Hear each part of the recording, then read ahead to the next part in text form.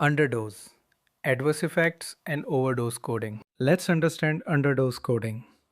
Underdose means the patient is taking less medication than prescribed by the physician. In underdose cases, we first assign the condition code for which the medicine was prescribed. After that, we assign the underdose poisoning table code for the drug. So remember, condition first, underdose code second. In this case, the patient developed recurrent UTI because of underdosing of ciprofloxacin.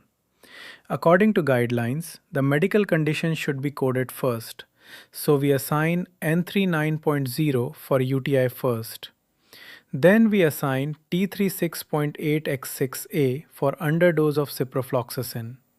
So the correct answer is B. One important point in underdose coding is sequencing. The condition caused or worsened due to underdose should always be coded first. The underdose code is assigned as an additional code. So underdose code should never become the principal diagnosis. In underdose situations, the condition resulting from improper medication use should be coded first. Here, uncontrolled hypertension is the reason for the visit. So hypertension code should be principal diagnosis followed by the underdose code. So the correct answer is B. Now understand an important difference. Underdose is not poisoning. In poisoning, the patient takes excess medication or wrong medication. In underdose, the patient takes less than prescribed dosage. Underdose codes usually contain sixth character 6, which indicates underdosing. Underdose means the patient consumes less medication than prescribed by the provider. It is different from poisoning and adverse effects. So the correct answer is C. Here's your quick CPC exam memory trick. Remember this rule, save the reel for revision and use it whenever you see similar coding questions in the exam. Simple concepts like this can help you score easier marks on the CPC exam. Adverse effect coding. Let's understand adverse effect coding. Adverse effect means the patient took the medicine correctly as prescribed but developed a reaction or side effect due to the medication. In adverse effect cases, we first code the condition or reaction developed by the patient. After that, we assign the adverse effect code from the drug table. So remember, reaction first, adverse effect code second. In this question, the patient developed vomiting due to the medication.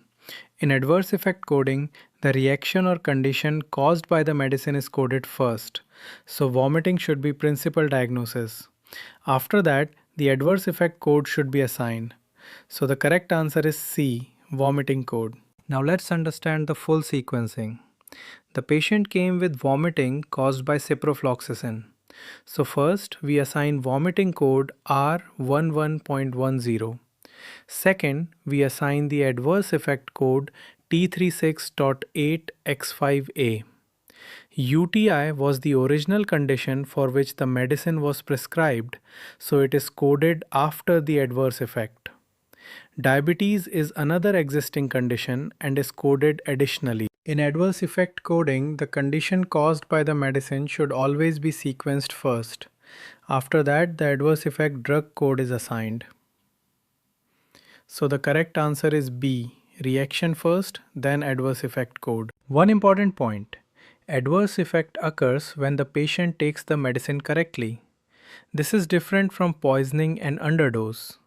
Adverse effect codes usually contain sixth character 5, which indicates adverse effect. Adverse effect occurs when the medicine is taken correctly but the patient develops a side effect or reaction.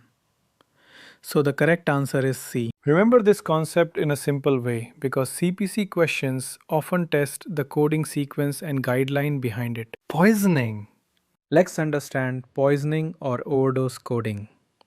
Poisoning occurs when a patient takes an excessive amount of medication, mixes prescription and non-prescription drugs, or combines drugs with alcohol. In ICD-10-CM, poisoning may be accidental, intentional, assault-related, or undetermined. The most important coding rule is that the poisoning code is sequenced first. In this case, the patient intentionally overdosed on diazepam. Because the overdose was a suicide attempt, the poisoning code must indicate intentional self-harm. Therefore, T4 2.4 X2A is assigned first. The patient also became unconscious due to the overdose, so R40.20 is assigned as an additional code. The poisoning code is always sequenced before the manifestation. Therefore, the correct answer is option C. When coding poisoning cases, always assign the poisoning code first. Any condition resulting from the overdose, such as unconsciousness, respiratory failure, coma, or organ failure, should be coded after the poisoning code. This sequencing rule is commonly tested in CPC exams. The reason for treatment is the poisoning. Acute respiratory failure occurred because of the overdose.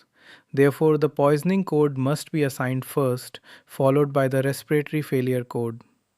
The correct answer is option C. Here is a quick CPC exam trick. When coding poisoning cases, always remember that the poisoning code comes first and the resulting condition comes second. Also pay attention to intent. A seventh character of 1 indicates accidental poisoning, 2 indicates intentional self-harm, 3 indicates assault, and 4 indicates undetermined intent. Understanding these intent characters can help you answer many poisoning questions correctly on the CPC exam. Remember this rule. Save the reel for revision and use it whenever you see similar coding questions in the exam. Let's understand poisoning with another example. The patient consumed excess paracetamol tablets and developed vomiting and dizziness. Since this is an overdose case, the poisoning code should be assigned first. So first we assign T39.1 X1A for poisoning by paracetamol. Then we code the conditions developed due to poisoning, which are vomiting and dizziness. In poisoning cases, the poisoning code should always come first. After that, all manifestations caused by the overdose are coded additionally.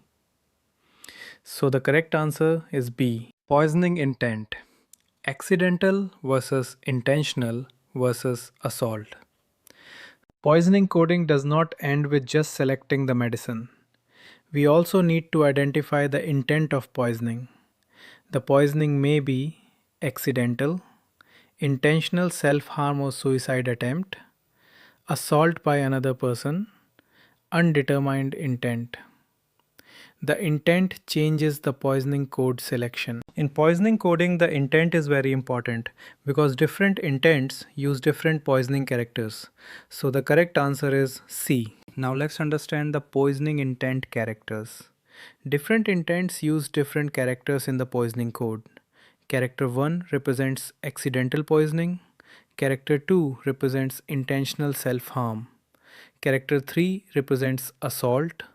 Character 4 represents undetermined intent. So always read the documentation carefully before selecting the poisoning code. This is an intentional self-harm case because the patient overdosed during a suicide attempt. Intentional self-harm uses character 2. So the correct answer is B. Let's see an accidental poisoning example. A child accidentally consumed excess paracetamol tablets. Since this was not intentional, we assign accidental poisoning code. Here, character 1 indicates accidental poisoning. In this scenario, the overdose happened unintentionally. So this is accidental poisoning. The correct answer is C. Now let's understand intentional poisoning. If the patient consumes excess medication during a suicide attempt, it is considered intentional self-harm poisoning. In these cases, character 2 is used. This overdose occurred during a suicide attempt. So the poisoning intent is intentional self-harm. The correct answer is C. If another person intentionally poisons the patient, it is considered assault poisoning.